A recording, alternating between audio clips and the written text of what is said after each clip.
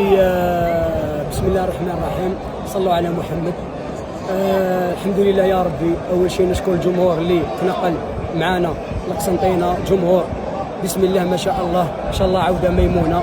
3 نقاط ثمينه وثمينه جدا. كنا حاسين باللي راح تكون مباراه صعبه، لكن الحمد لله شوط اول متكافئ.